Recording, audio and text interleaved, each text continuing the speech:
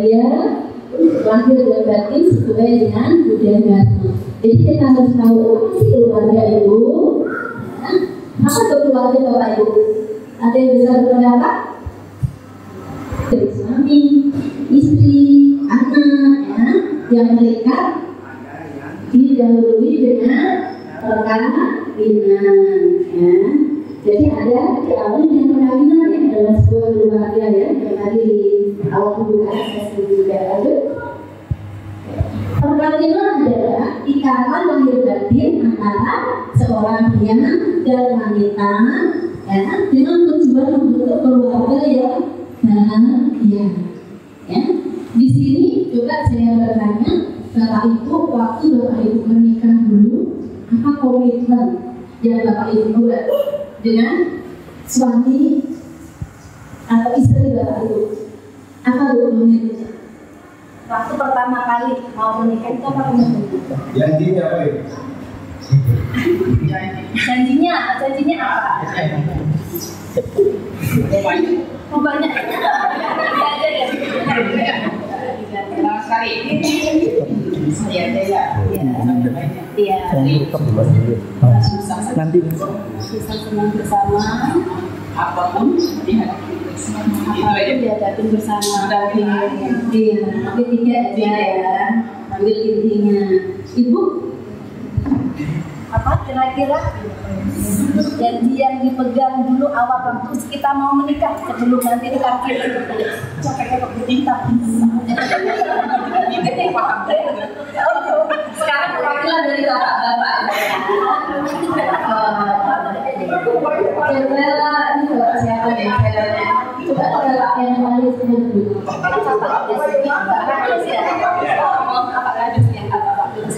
Kalau cerita masalah dulu ya banyak. Kemudian dulu paling banyak. Bukan tiga aja ya. Tiga sama lah kan. Sayangnya itu bersama. Iya, selesai hidup bersama, hidup semati, menjalani semuanya dengan penuh kasih sayang. Oke, baik.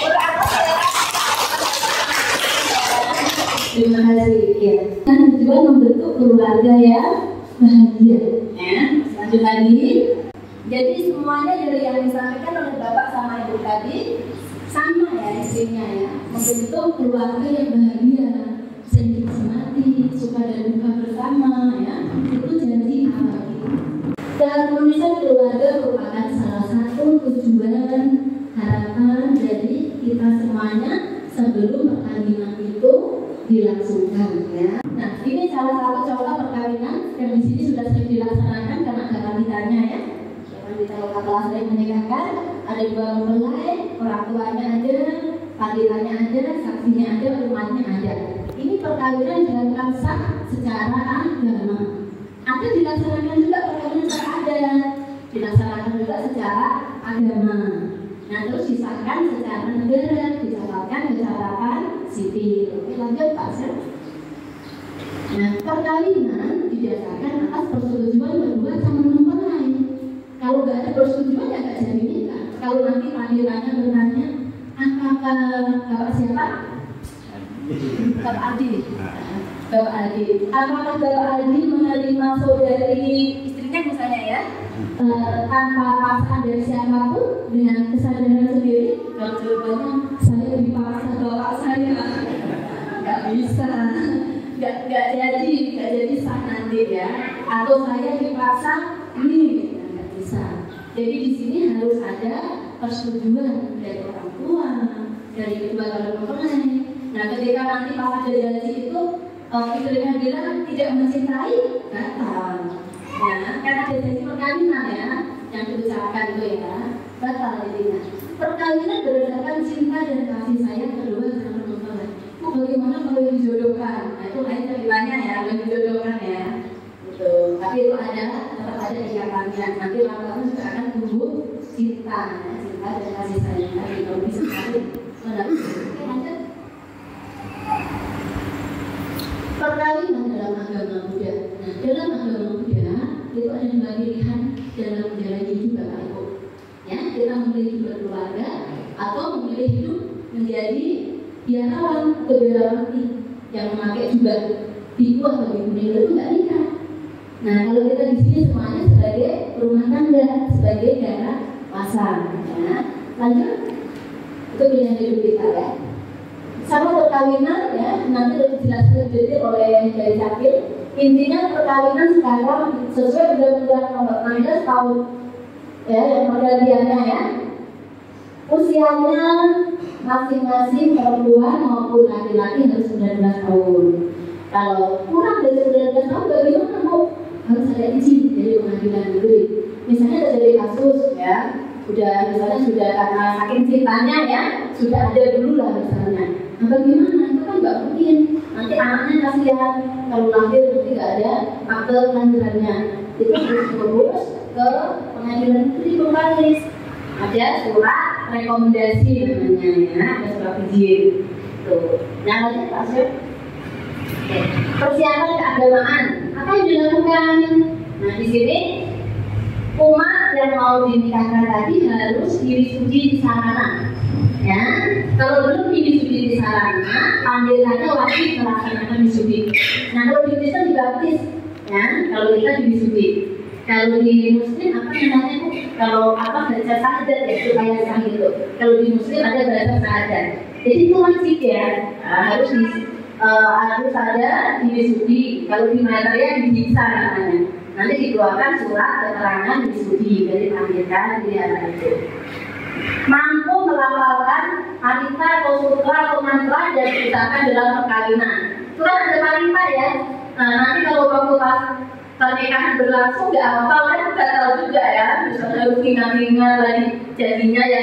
Kami sumi cacara wiramani sikap padang sama diamin. Ya, aku berjanji tidak akan melakukan hubungan suami istri selain pada suami atau istri saya gitu ya. Nah kalau itu nggak hafal ya nanti berulang-ulang kalau sampai 3 kali batal juga kan gitu ya. Oke lanjut di sini harus hafal. Paling enggak yang diucapkan dalam perkawinan itu. Ini persoalan administrasi ada akte, KTP, KK, dan nanti jelaskan mengenai KTP. Lanjut Pak. Nanti dari latihan bagian lanjut lagi.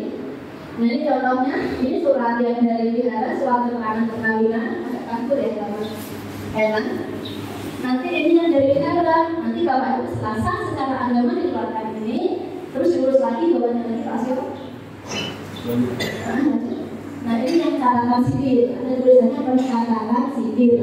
Nah setelah sah secara negara diurus ke setelah sah secara agama dicatatkan ke catatan sipil, jadi sah secara negara. Kalau Bapak Ibu sudah punya akte perkawinan, nah banyak keuntungannya. Suami kita juga nggak bisa memperlakukan sembarangan ke kita. Nah misalnya apa juga cerai misalnya ya, harus ada pembagian kata warisan. Tapi kalau nggak ada surat nikah, nggak bisa. Kita nuntut pun nggak bisa karena nggak ada dasarnya. Nggak ada dasarnya ya untuk membagi harta warisan itu. Itu salah satu contohnya. Nah, ketika Bapak Ibu sudah mencatatkan bahwa ini catatan sipil, juga anak-anak kita sah diakui bahwa anak dari bapak dan ibu ini. Tapi kalau nggak ada ini, cuma anak dari ibu ini aja. Jadi bapaknya siapa gitu ya, kan kasihan anak kita. Termasuk nanti ketika mau sekolah juga dihidupan sendiri. Jadi banyak di dalamnya ya. Kalau kita jalankan benar-benar ya ada banyak manfaatnya. Oke, lanjut. Nah sekarang masuk ke kita sekaya. Tadi keluarga sudah tahu ya, ada keluarga, ada ayah, ibu, anak, atau mungkin dari saudara yang lain yang gabung dalam satu atap itu sudah bagian dari keluarga besar. Oke, lanjut. Itu Bapak Ibu coba, ini ada kasus roti hangus ya. Ini sebuah redaksi pengalaman kita semuanya ya. Lanjut. Nah, ada seorang ahli pendidikan. Coba simak baik-baik ya. Apakah ini pernah terjadi di kita? Ya. Ada seorang ahli pendidikan bertanya kepada 3 orang ibu. Dia ditunjuk dari para peserta pada sebuah pelatihan. Nah di sini ya, ini kan pelatihan ya. Ada 3 ibu yang saya tunjuk misalnya ya. Tadi misalnya 3 ibu. Ahli pendidikan bertanya. Nah, pada suatu hari, suatu pagi, ibu ya ibu sedang menyiapkan roti bakar untuk sarapan suaminya, atau istri tadi menyiapkan roti bakar untuk sarapan suaminya. Tiba-tiba telepon berdering, ya. Terus anak menangis. Ada anak kecil, ya. Ada kakaknya, ada abangnya, ada anak masih bayi lagi menangis. Anaknya menangis, teleponnya berdering. Karena sibuk ngurus anaknya tadi, dia lupa kalau bakar roti. Rotinya hangus, ya. Rotinya hangus ini. Lalu suami Anda berkata, kapan kamu akan belajar membakar roti tanpa menghanguskannya? Suaminya marah gitu Bapak. Lalu kira-kira bagaimana reaksi Anda? Itu yang saya tanya. Kira-kira bagaimana reaksi Anda? Ibu pertama tadi menjawab, langsung saya katakan roti itu ke mukanya. Gak kesal kan ya, dimarah juga makan roti itu ke mukanya. Ibu pertama menjawab. Ibu yang kedua, saya akan katakan padanya, bangun dan bakar roti ini sendiri. Itu kata istri kedua tadi. Lanjut. Ibu yang ketiga menjawab, saya rasa saya akan menangis katanya. Sambil menangis dia, ya. Karena dimarahin suaminya tadi, jadi dia menangis, ya. Terus lanjut lagi, ahli pendidikan lalu bertanya lagi, bagaimana perasaan Anda terhadap suami Anda? Ketiga istri tadi menjawab, marah, benci, dan merasa dianiaya. Itu kata ketiga istrinya. Lanjut. Mudahkah bagi Anda untuk menyiapkan roti bakar lagi pagi itu? Ketiga istri, ya. Ini istri yang menjadi sampel tadi ya, bukan satu, mempunyai tiga istri enggak ya? Ini tiga keluarga, ya, tiga keluarga ya Bapak Ibu ya.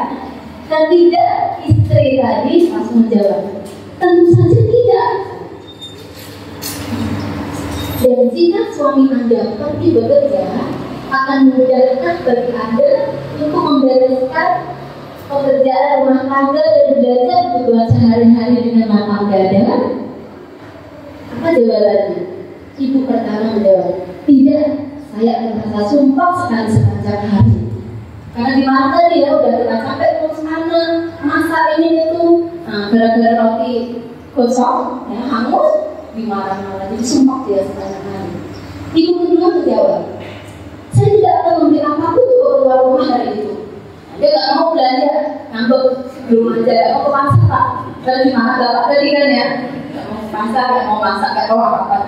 Ahli pendidikan berkata, katakanlah bakar roti itu memang hangus, tetapi suami Anda mengatakan kepada Anda, tampaknya pagi ini mama lelah ya sayang. Wow, ya, telepon berdering, anak kita menangis, ya, dan sekarang rotinya pun hangus.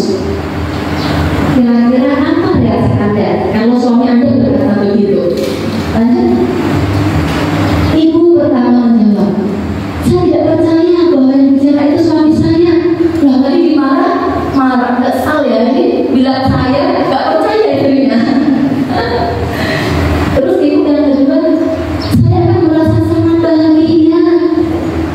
Terus yang istri ketiga, ibu ketiga lagi menjawab, saya akan merasa senang, saya berpikir saya akan memeluknya. Mungkin akan bahkan peluknya langsung ya. Hari itu juga akan gitu juga. Nggak jadi menangis jadi ibu dan ketiga tadi itu. Karena kepadanya saya. Kemudian ahli pendidikan bertanya, mengapa Anda bergembira? Bukankah anak tetap nangis, telepon berdering dan roti sudah hangus? Ketiga, ibu tadi menjawab, saya tidak akan peduli dengan semua itu, karena suaminya saya tadi ya, tidak marah-marah, jadi dia tidak peduli dengan semua itu. Lanjut lagi. Lalu apa yang berbeda kali ini? Nah, ibu pertama menjawab, saya merasa suami saya baik sekali karena tidak menyalahkan saya, melainkan memahami perasaan saya. Dia berpihak pada saya, bukan memusuhi saya. Lanjut. Nah, ahli pendidikan berkata, jika suami Anda pergi bekerja, akan mudahkah bagi Anda untuk melakukan tugas rumah tangga? Jawabannya istrinya apa? Nah, ibu kedua menjawab, saya akan melaksanakan tugas saya dengan senang hati, karena dia senang tadi ya. Nah, sekarang mari kita bicara tentang suami tipe ketiga. Jadi tipe pertama marah-marah ya, tipe kedua dengan kelembutan kasih sayang bicaranya. Yang tipe ketiga, apa yang dikatakan suami tipe ketiga? Setelah roti itu hangus, dia memandang istrinya, pandangnya dipelototin gitu ya, sambil dia berkata, nih saya ajarin kamu cara membakar roti yang benar. Nah, itu tipe yang ketiga tadi ya. Sekarang nah, apa jawaban dari ketiga istri tadi? Tidak, semuanya langsung jawab tidak gitu ya, kompak ya. Suami macam apa itu, lebih buruk lagi dari yang pertama, sebabnya menganggap saya buruk, kata istri ketiga-tiganya tadi. Bagaimana kalau yang suami Anda lakukan kepada Anda itu Anda lakukan kepada anak-anak Anda? Ibu pertama menjawab, sekarang saya mengerti tujuan Anda membuka dialog ini. Saya memang selalu mengkritik anak-anak saya. Saya selalu mengatakan kamu sudah dewasa, sudah harus tahu apa yang harus kamu lakukan itu salah. Sekarang saya tahu mengapa mereka marah dengan kata-kata saya. Terus ibu kedua menjawab, saya juga mengatakan kepada anak-anak saya, biar saya tunjukkan padamu cara melakukan ini, gitu. Dan seringkali mereka marah saat mendengarnya. Yang itu ketiga mengatakan, saya sering mengkritik anak-anak saya, hal itu menjadi hal yang biasa bagi saya. Dan saya sering mengulang-ulang kalimat yang perlu diucapkan orang tua saya, guru saya, kepada saya. Dulu saya juga sangat tidak suka ketika mereka mengatakan itu kepada saya. Kemudian ahli pendidikan tadi berkata, kalau begitu, mari kita cari tahu yang mungkin kita pelajari dari kasus roti hangus ini. Apa yang membantu mengubah perasaan Anda dari benci menjadi senang terhadap suami Anda? Ibu pertama menjawab, saya yakin sebabnya karena suami saya tidak menyalahkan saya, tetapi dia memahami perasaan saya. Kebutuhan dasar manusia adalah dipahami. Selanjutnya, yang ibu kedua menjawab, tanpa menjelaskan saya. Nah, dia merasa dihargai karena tidak dikenal suaminya tadi ya. Yang tipe kedua tadi ya, kita bicarakan ya. Selanjutnya, tanpa mendekati saya, kata yang ibu ketiga ya, karena kita di sini semuanya bernilai dan kita butuh dihargai ya, disayangi, dipahami oleh pasangan kita masing-masing. Lanjut. Nah, kemudian ahli pendidikan berkata, sekarang Anda semua mengerti bahwa apa yang Anda inginkan dari suami Anda itu dia diinginkan pula oleh anak-anak kita, oleh suami kita, istri kita, oleh diri kita juga, ya. Yaitu pengertian dan empati. Lanjut tadi. Nah, inilah kebutuhan manusia. 5 kebutuhan dasar manusia: merasa aman, merasa bernilai, merasa dihargai, merasa dipahami, dan merasa dicintai. Kalau ini diterapkan dalam kehidupan rumah tangga, ini simbolnya selalu ceria. Anak kita ceria, istri kita ceria, suami kita juga ceria. Jadi keluarga itu harmonis.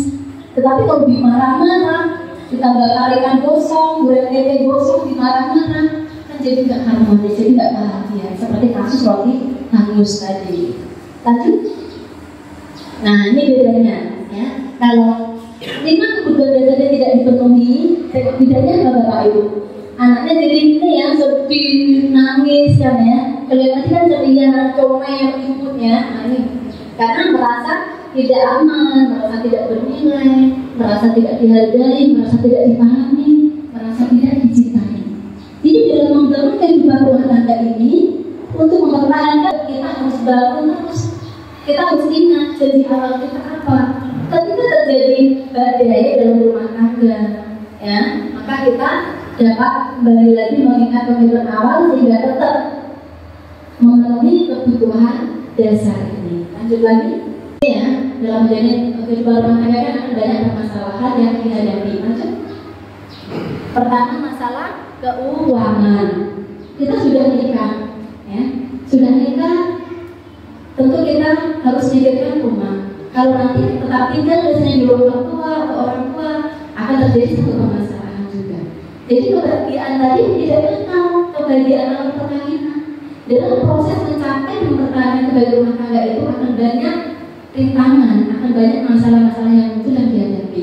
Pertama, masalah keuangan. Ini berkaitan, ya, keuangan sangat berpengaruh sekali. Mau bawa rumah, nggak ada uang, jadi masalah. Tetapi di rumah mertua misalnya, orang mertuanya cerewet misalnya, jadi masalah. Nah, melahirkan, mengandung anaknya untuk biaya melahirkan nggak ada, jadi masalah. Ya kan? Jadi akhirnya jadi awal saling menyayangi dan suka dan duka itu lama-lama hilang. Lama-lama bisa hilang Bapak Ibu. Akhirnya terjadi percekcokan. Kata-kata sayang tadi berubah menjadi taunya apa kerjamu seperti tadi, ya, seperti hal tadi. Ini saya tunjukkan cara menggunakan yang benar dan kosong soalnya. Nah, kan rasa sayang tadi sudah hilang, ya, kan? Didasari dengan emosi marah-marah, jadi kata-katanya kasar, ya. Jadi suami istrinya menangis. Jadi mana janjimu yang katanya dulu selalu naik ke saya, misalnya. Ya, lanjut lagi. Nah, ini problema kehidupan, keuangan, masalah anak. Kalau anak sudah lahir juga ada masalah baru. Beli pokoknya, beli pampersnya, ya kan? Pampers mahal sekarang semuanya mahal, ya kan? Nah, terus beli nanti pendidikannya lagi, biaya hidupnya lagi. Nah, terus masalah orang tua, masalah mertua, ya. Ada lagi masalah istri, masalah kerjaan, masalah apa lagi nih? Masalah istri, ya. Misalnya udah menikah, habis bulan madu, si istrinya minta dibelikan HP baru, ya. Uang tak ada, suami belum kerja, itu akan timbul masalah, ya kan? Contohnya seperti itu.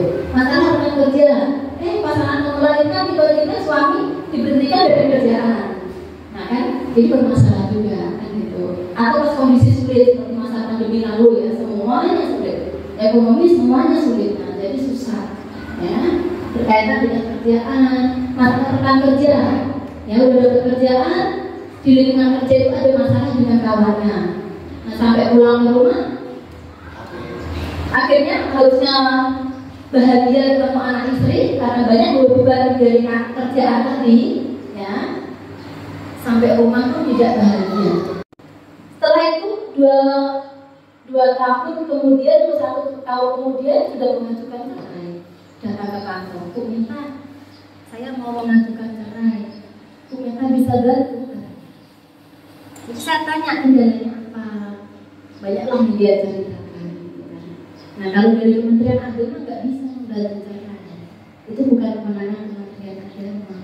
Kementerian Agama bekerja sama dengan majelis untuk melaksanakan perkawinan, menyatukan supaya terjadi hubungan keluarga yang harmonis, membina keluarga yang kasukanya. Nggak ada kegiatan dari Kementerian Agama, kegiatan berkaitan dengan perceraian, nggak ada, ya, nggak ada.